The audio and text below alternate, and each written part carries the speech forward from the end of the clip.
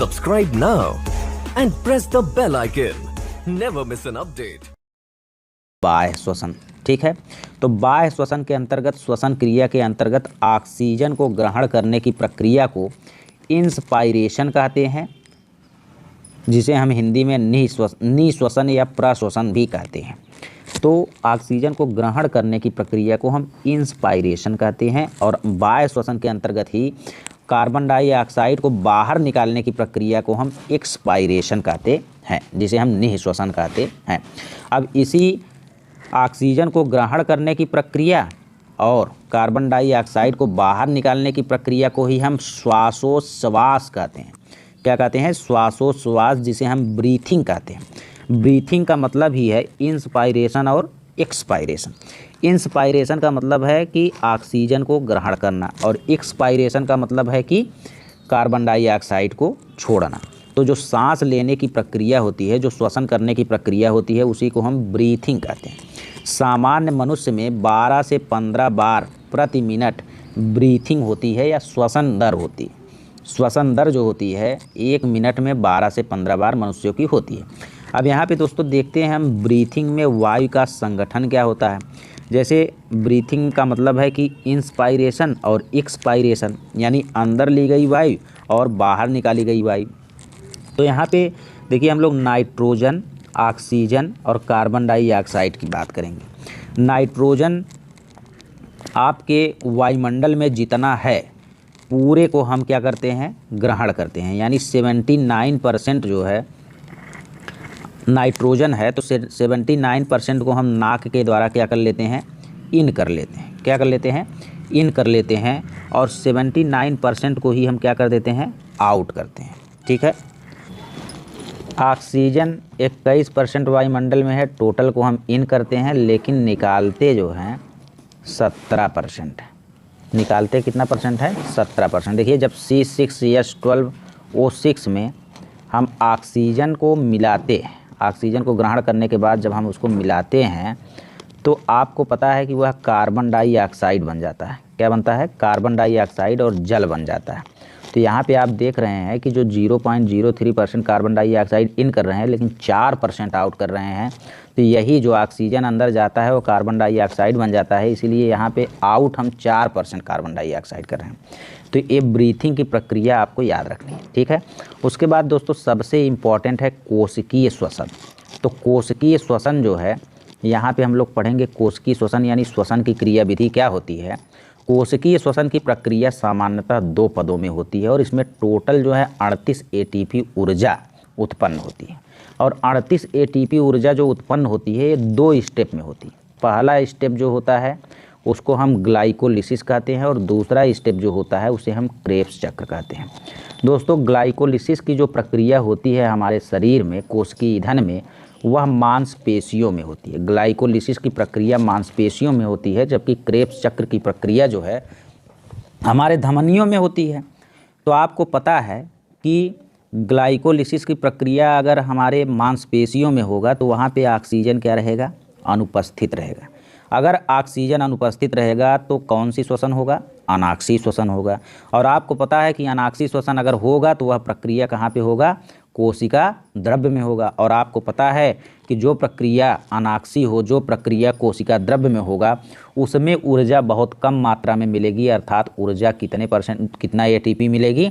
2 ATP केवल ऊर्जा मिलेगी। और इसका अंतिम उत्पाद हमने आपको बताया था कि पाइरूविक अम्ल या एथिल एल्कोहल होता है। तो यहाँ पे देखिए ग्लाइकोलिसिस प्रक्रिया जब भी आपको आए तो आप यहाँ पे देखिए आपके शरीर में तो C6H12O6 यानी ग्लूकोज है, लेकिन ऑक्सीजन यहाँ पे नहीं है, ऑक्सीजन की अनुपस्थिति है। तो ग्लाइकोलिसिस प्रक्रिया में एनर्जी हमको बहुत कम मात्रा में मिलेगा, और अंतिम उत्पाद जो बनता है वो पाइरूविक अम्ल बनता है, जो C3H4O3 होता है। बहुत ही इंपॉर्टेंट क्वेश्चन है कि ग्लाइकोलिसिस प्रक्रिया में या कोशिकीय ईंधन में ग्लाइकोलिसिस प्रक्रिया में अंतिम उत्पाद क्या बनता है? तो उसका उत्तर आपका होता है पाइरूविक अम्ल होता है। ठीक है दोस्तों। उसके बाद हम देखते हैं क्रेब्स चक्र। तो क्रेब्स चक्र आपको पता है कि यह धमनियों में होगा। तो धमनियों में ऑक्सीजन का परिवहन जो है किया जाता है। तो ऑक्सीजन यहाँ पे खुद रहेगा, ऑक्सीजन उपस्थित रहेगा अर्थात ऑक्सीश्वसन होगा। और यह प्रक्रिया जो है कहाँ पे होती है, माइटोकॉन्ड्रिया में होती है। और माइटोकॉन्ड्रिया में जब होती है तो इसमें एनर्जी बहुत ज़्यादा मात्रा में मिलता है, क्योंकि C6H12O6 में तुरंत जब ऑक्सीजन मिलता है तो ऑक्सीजन मिलने के बाद आपको पता है कार्बन डाइऑक्साइड और जल तो बनाता ही है, लेकिन ऊर्जा बहुत देता है, लगभग 36 ATP ऊर्जा देता है। और 36 ATP ऊर्जा बहुत ऊर्जा होती है, बहुत ज़्यादा ऊर्जा मिलती है, इसीलिए हम माइटोकॉन्ड्रिया को ऊर्जा का घर भी कहते हैं। ठीक है दोस्तों, तो आपको पता है कि कोशिकीय श्वसन के अंतर्गत टोटल एनर्जी हमको 36 ATP मिलती है। 2 ATP मिलती है हमको ग्लाइकोलिसिस प्रक्रिया में और 36 ATP हमको मिलती है क्रेब्स चक्र में। ग्लाइकोलिसिस प्रक्रिया कोशिका द्रव्य में होता है, जबकि क्रेब्स चक्र जो होता है माइटोकॉन्ड्रिया में होता है। और आगे हम लोग देख लेते हैं कि माइटोकॉन्ड्रिया में क्रेब्स चक्र के अंतर्गत बहुत अधिक मात्रा में कोशिका को ऊर्जा प्राप्त होती है, इसीलिए माइटोकॉन्ड्रिया को कोशिका का ऊर्जा घर यानी पावर हाउस ऑफ सेल कहते हैं। बहुत इंपॉर्टेंट क्वेश्चन है। और हमने आपको बता ही दिया कि हीमोग्लोबिन के द्वारा ऑक्सीजन का परिवहन होता है, इसीलिए जो है वहाँ पे क्रेब्स चक्र में बहुत ज़्यादा एनर्जी मिलती है। और कार्बन डाइऑक्साइड का परिवहन जो होता है वो बाइकार्बोनेट के द्वारा व प्लाज्मा के द्वारा व कार्बोनिक एसिड के द्वारा होता है। तो आपको याद रखना है कि कार्बन डाइऑक्साइड का जो परिवहन होता है बाइकार्बोनेट के द्वारा या प्लाज्मा के द्वारा या कार्बोनिक एसिड के द्वारा होता है, लेकिन सबसे ज़्यादा 70% कार्बन डाइऑक्साइड का परिवहन अकेले बाइकार्बोनेट ही करता है। अब दोस्तों यहाँ पे देख लेते हैं थोड़ा सा, यहाँ पे थोड़ा देख लेते हैं प्रमुख जीव एवं उनके श्वसन अंग। ठीक है, देखिए प्रमुख जीव तथा उनके श्वसन अंग में सबसे पहले है प्रमुख जंतु समूह तथा उनके श्वसन अंग का भाग। देखिए पहले समूह का नाम है प्रोटोजोआ या इसी को हम प्रोटिस्टा कहते हैं। देखिए दोस्तों प्रोटोजोआ या प्रोटिस्टा जो होता है, प्रोटो माने प्रथम होता है, प्रोटो माने क्या होता है, प्रथम, और जोआ माने जंतु। इस धरातल पर, इस धरती पर जो प्रथम जंतु थे उन्हीं को हम प्रोटोजोआ कहते हैं। और वह प्रथम जंतु जो थे वो जलीय जीव थे, वो स्थल पर नहीं रहते थे। और इन जंतुओं को हम बिना सूक्ष्मदर्शी के देख भी नहीं सकते थे, यह इतने छोटे छोटे थे कि इनको हम माइक्रोस्कोपिक जंतु ही कहते थे। और यह जो थे एक कोशिकीय जंतु थे। जैसे यहाँ पे एक कोशिका है तो यहाँ पे कोई केंद्रक केंद्रक नहीं होगा, इसी में पूरा काम होगा। इसी एक ही कोशिका से ये श्वसन का भी काम करेंगे, उत्सर्जन का भी काम करेंगे, परिवहन का भी काम करेंगे, पोषण का भी काम करेंगे, उत्सर्जन का भी काम करेंगे। हर एक काम एक ही कोशिका से करेंगे। अर्थात प्रोटोजोआ के जो जीव थे वह एक कोशिकीय जीव थे, ना कि बहुकोशिकीय। जैसे हम लोग बहुकोशिकीय हैं, पोषण का काम अलग से करते हैं, पाचन तंत्र के जितने भी अंग हैं, श्वसन का काम अलग से करते हैं, जितने भी श्वसन तंत्र के अंग हैं, उत्सर्जन का काम अलग तंत्र से करते हैं, जितने भी उत्सर्जन तंत्र के अंग हैं, और हम लोग प्रजनन का काम अलग करते हैं, उत्सर्जन का काम अलग, श्वसन का काम अलग। हर एक के लिए अलग अलग कोशिका हम लोगों के अंदर है। रुधिर कोशिका अलग है, हड्डी की कोशिका अलग है, प्रजनन कोशिका अलग है। ठीक है, हर चीज़ अलग अलग। लेकिन जो एक कोशिकीय जंतु होते हैं उसमें सारा का सारा काम एक ही कोशिका के अंतर्गत होता है। अब देखिए दोस्तों, यह जो एक कोशिकीय जीव प्रोटोजोआ थे, यह स्वपोषी भी थे, परपोषी भी थे, सहजीवी भी थे और मृतोपजीवी भी थे। मतलब यह स्वपोषी, परपोषी, मृतोपजीवी तीनों थे। अब दोस्तों यह पानी में तो रहते थे, यह जलीय जीव तो हैं, लेकिन इनके गमन करने के लिए एक कूटपाद इसमें होता है, जिसे हम फॉल्स फूड या झूठा पैर या स्यूडोपोडिया कहते हैं। बहुत ही इंपॉर्टेंट क्वेश्चन है, स्यूडोपोडिया कहते हैं। इसी स्यूडोपोडिया के द्वारा ये क्या होते हैं, चलते रहते हैं, गमन करते हैं। और इनका जो प्रजनन होता है, यह प्रजनन लैंगिक व अलैंगिक दोनों होता है। लैंगिक का मतलब है कि एक जंतु दूसरे जंतु से प्रजनन की प्रक्रिया कर सकता है, और अलैंगिक का मतलब है कि स्वयं से, मतलब एक जीव जो है वह स्वयं से ही प्रजनन की प्रक्रिया करे, उसे अलैंगिक कह सकते हैं। तो लैंगिक व अलैंगिक दोनों होते हैं। उदाहरण में अगर हम देखें तो अमीबा एक प्रोटोजोआ है, युगलीना एक प्रोटोजोआ है, एंट अमीबा एक प्रोटोजोआ है, पैरामीशियम एक प्रोटोजोआ है और प्लाज्मोडियम एक प्रोटोजोआ है। अब दोस्तों देखिए, जो अमीबा या एंट अमीबा है या परजीवी है, यह दूसरों पर जिंदा रहने वाले हैं। युगलीना जो है हरे रंग का होता है, यह स्वपोषी होता है, और पैरामीशियम भी स्वपोषी होता है, जबकि प्लाज्मोडियम परजीवी होता है। प्लाज्मोडियम वही मलेरिया बुखार में जो मादा एनाफ्लीज मच्छर होते हैं, उसी में प्लाज्मोडियम प्रोटोजोआ पाया जाता है। ठीक है, अब देखिए जो अमीबा है, युगलीना है, ये दोनों जो होते हैं अमीबा और युगलीना, इनमें कूटपाद पाया जाता है, स्यूडोपोडिया पाया जाता है, इसी को कभी कभी फ्लैजिया भी कह देते हैं। ठीक है, कूटपाद या स्यूडोपोडिया या फ्लैजिला पाया जाता है। ठीक है, उसके बाद देखेंगे पैरामीशियम जो होता है वो सिलियोफोरा उपसंघ का होता है। बस इतनी चीज़ें आपको याद रखना है कि अमीबा, युगलीना, एंट अमीबा, पैरामीशियम, प्लाज्मोडियम, ये सब प्रोटोजोआ जीव हैं, और इस सब के सब श्वसन की प्रक्रिया जो है किससे करते हैं, तो प्लाज्मा झिल्ली के द्वारा यह श्वसन की प्रक्रिया करते हैं। मोस्ट इंपॉर्टेंट क्वेश्चन है, प्लाज्मा झिल्ली के द्वारा ये करते हैं। उसके बाद दूसरा आ जाएगा पेरीफेरा, या जिसे हम स्पंज कहेंगे, या इसी को हम सिलेंट्रेटा भी कहते हैं। मतलब पेरीफेरा अलग है और सिलेंट्रेटा अलग है। दोस्तों देखिए, पेरीफेरा क्या होता है और सिलेंट्रेटा क्या होता है। पेरीफेरा को हम स्पंज कहते हैं। पेरी माने होता है छिद्र, पेरी माने छिद्र, जैसे पेरी माने छिद्र मतलब परिधि समझ लीजिए, और फेरा मतलब धारण, मतलब ऐसे जीव जो छिद्र को धारण किए हों उन्हें हम पेरीफेरा कहते हैं।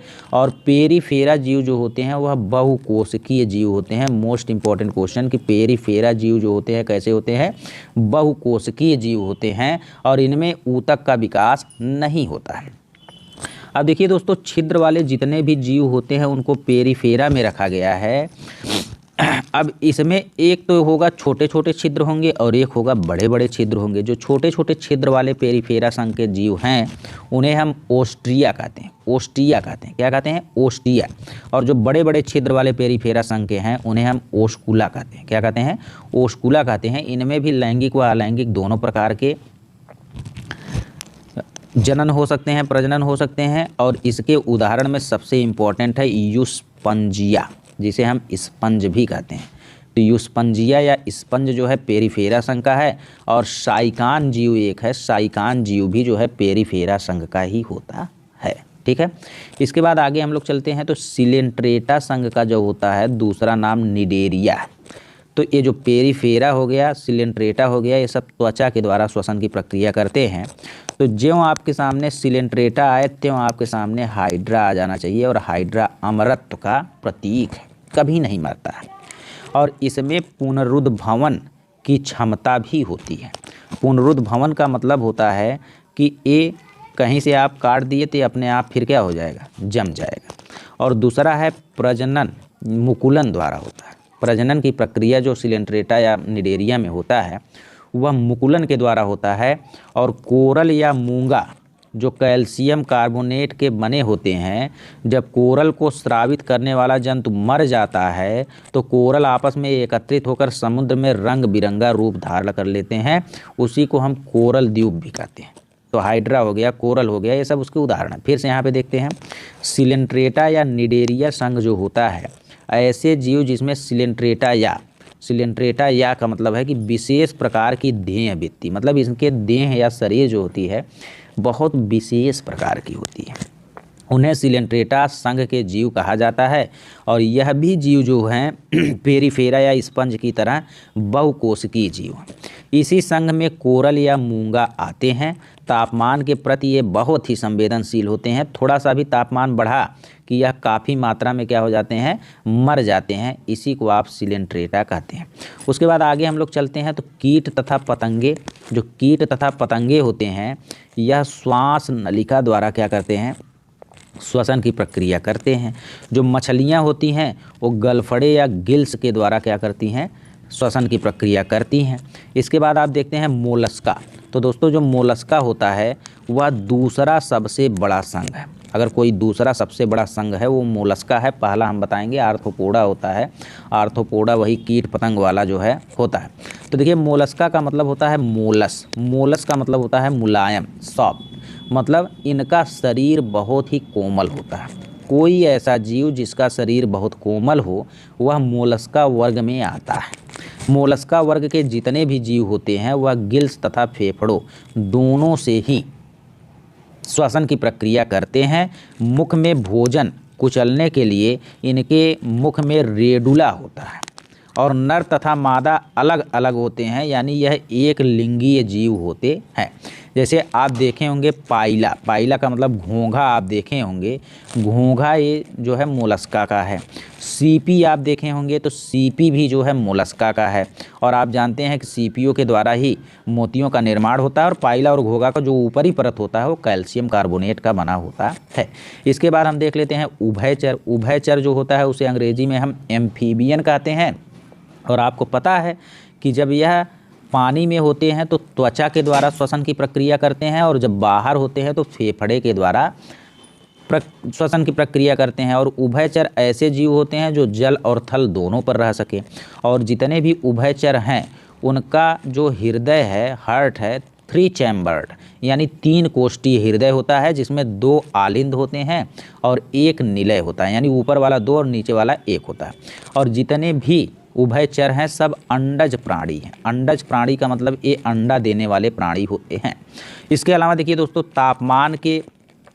तापमान अनुकूलन करने की क्षमता नहीं होती है, इसीलिए शीतकाल में धरती के अंदर चले जाते हैं। इसी अवधि को शीत निद्रा कहा जाता है, यानी यह शीत निद्रा में रहते हैं, तापमान के अनुकूल नहीं कर पाते हैं। इसीलिए आप देखते हैं कि जाड़ा में या ठंडी में जितने भी मेढक होते हैं, कछुआ होते हैं, वो सब ज़मीन के अंदर चले जाते हैं शीत निद्रा में। ठीक है। इसके बाद उत्सर्जन अंग की अगर बात करें तो गुदा द्वारा इसका उत्सर्जन तंत्र होता है और यूरिया मुख्य उत्सर्जी अंग होता है। इस वर्ग में देखिए टोड आएंगे, टोड मेढक का छोटा रूप, हाइला आएंगे, हाइला और मेढक आएंगे, फ्रॉग। ठीक। उसके बाद दोस्तों पक्षी और स्तनधारी वर्ग आ जाएगा। तो पक्षी और स्तनधारी वर्ग जो है फेफड़े के द्वारा सांस लेता है और पक्षी वर्ग जो है यह गर्म रुधिर का होता है, यानी जैसे मनुष्य के शरीर का तापमान तो 37 डिग्री सेंटीग्रेड होता है, तो पक्षी के शरीर का तापमान 40 से 45 डिग्री सेंटीग्रेड होता है, यानी इनका जो रुधिर होता है वो गर्म होता है। गर्दन घुमाने की विशेष क्षमता होती है पक्षी वर्ग में। जैसे हमिंग बर्ड है, इसी को आप गुंजन पक्षी भी कहते हैं, या विश्व की सबसे छोटी पक्षी है। और शुतुरमुर्ग जो है सबसे बड़ा जीवित पक्षी है। डोडो पक्षी मॉरिशस में पाई जाती थी जो अब विलुप्त हो गई है। ठीक। और हमिंग बर्ड जो है ये आगे भी उड़ सकती है और पीछे भी उड़ सकती है, ये जानकारी आपको होनी चाहिए। उसके बाद दोस्तों हृदय की संरचना जो होती है मनुष्य की तरह जो है 4 कोष्ठी होती है पक्षी वर्ग में। दांत की जगह पे इनके चोंच का विकास होता है और मोस्ट इम्पॉर्टेंट चीज़ एक होता है वायु कोश या एयर सैक्स में हवा भरने से इनमें बोलने की विशेष क्षमता व उड़ने की क्षमता होती है। बोलने की विशेष क्षमता व उड़ने की क्षमता जो है वायु कोश के द्वारा होती है। उसके बाद हम लोग स्तनधारी देख लेते हैं, जिसे हम मैमेलिया कहते हैं। स्तन ग्रंथियों वाले जीव को स्तनधारी कहते हैं। इनमें उत्पन्न शिशु दुग्ध द्वारा पोषण प्राप्त करते हैं और हृदय की संरचना 4 कोष्ठी होती है। अब दोस्तों हमने अभी बताया था कि आपको अभी बताएंगे कि मोलस्का तो दूसरा सबसे बड़ा समूह है, लेकिन आर्थ्रोपोडा जो है सबसे बड़ा संघ है। आर्थ्रोपोडा क्या है? सबसे बड़ा संघ है और आर्थ्रोपोडा वही संघ है कीट वर्ग का। इसमें टिड्डा, मक्खी, मच्छर, खटमल, जू, मधुमक्खी, लाख इत्यादि आते हैं।